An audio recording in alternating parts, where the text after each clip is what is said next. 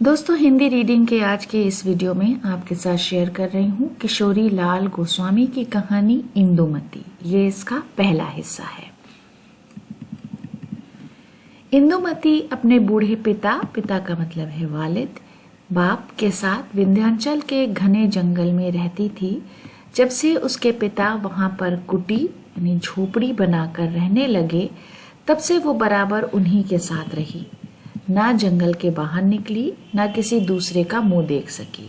उसकी अवस्था उम्र 4-5 वर्ष यानी साल की थी, जबकि उसकी माता वालिदा का परलोकावास यानी इंतकाल हुआ। और जब उसके पिता उसे लेकर वनवासी यानी जंगल में रहने लगे, वन में वास करने लगे। वन का मतलब है जंगल, वास का मतलब है रहना।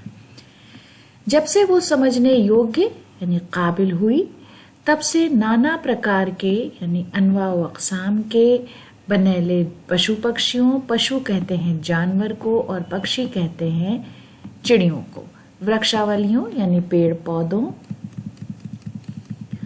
और गंगा की धारा यानी जो नदी है उसकी धारा के अतिरिक्त अलावा ये नहीं जानती थी कि संसार दुनिया व संसारी दुनिया की सुख खुशियां क्या हैं और उसमें कैसे कैसे विचित्र पदार्थ भरे पड़े हैं। विचित्र का मतलब है अजीबोगरीब, पदार्थ का मतलब है चीजें। फूलों को बीन बीन कर वो माला बनाना, फूलों को बीन बीन कर माला बनाना, माला का मतलब हार। हिरणों के संग यानी साथ कलोल करना, दिन भर वन वन घूमना, जंगल, वन कहते हैं जंगल को, और पक्षियों चिड़ियों का गाना सुनना, बस यही उसका काम था।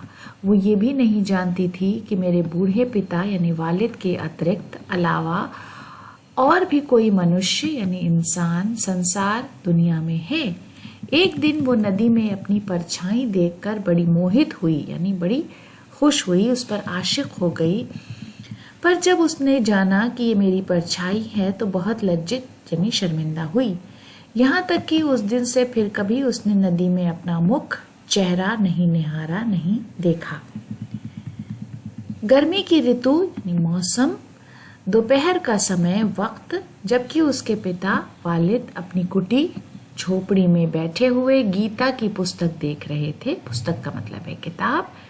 वो नदी किनारे पेड़ों की ठंडी छाया में घूमती, फूलों को तोड़ तोड़ नदी में बहाती हुई कुछ दूर निकल गई थी कि यकायक अचानक चौंक कर खड़ी हुई।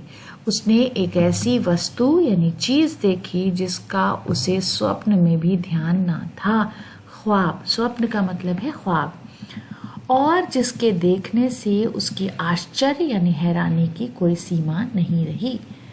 उसने क्या देखा कि एक बहुत ही सुंदर खूबसूरत 20-22 वर्ष साल का युवक नौजवान नदी के किनारे पेड़ की छाया या साया में घास पर पड़ा सो रहा है। इंदुमती ने आज तक बूढ़े पिता को छोड़कर किसी दूसरे मनुष्य यानी इंसान की सूरत तक नहीं देखी थी। वो अभी तक यही सोचे हुए थी कि यदि संसार में और भी मनुष्य होंगे तो वो मेरे पिता की भांति ही होंगे। यदि अगर संसार दुनिया, मनुष्य इंसान, पिता का मतलब वालिद, भांति का मतलब तरह, उन सभी की दाढ़ी मूछें पकी हुई होंगी यानी सफेद होंगी। उसने जब अच्छी तरह आंखें फाड़ फाड़ कर उस परम सुंदर युवक यानी खूबसूरत नौजवान को देखा तो अपने मन दिल में निश्चय फैसला कर लिया कि मनुष्य यानी इंसान तो ऐसा ही नहीं हो, ऐसा होता नहीं। हो ना हो ये कोई देवता होंगे, क्योंकि मेरे पिता जब देवताओं की कहानी सुनाते हैं तो उनके ऐसे ही रंग रूप बतलाते हैं। ये सोचकर वो मन में कुछ डरी और कुछ दूर हट पेड़ की ओट यानी आड़ में खड़ी होकर टकटकी बांधकर उस युवक को देखने लगी। मारे डर के युवक यानी नौजवान के पास तक ना गई और उसकी सुंदरता से मोहित हो कुटी की ओर भी अपना पैर ना बढ़ा सकी। खूबसूरती, मोहित का मतलब आशिक। यूं ही घंटों बीत गए पर इंदुमती को न जान पड़ा कि मैं इतनी देर से खड़ी खड़ी उसे निहार यानी देख रही हूँ। बहुत देर पीछे वो अपना जी कड़ा करके वृक्ष की ओट से निकलकर युवक के आगे बढ़ी।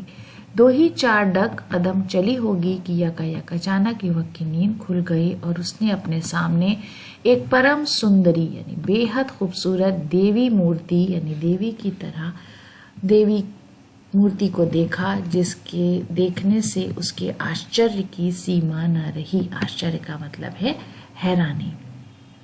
मन ही मन दिल ही दिल सोचने लगा कि इस भयानक, खतरनाक, खौफनाक, घंघोर यानी घने जंगल में ऐसी मनमोहिनी, हसीन, जमील, परम सुंदरी स्त्री, खूबसूरत औरत कहाँ से आई।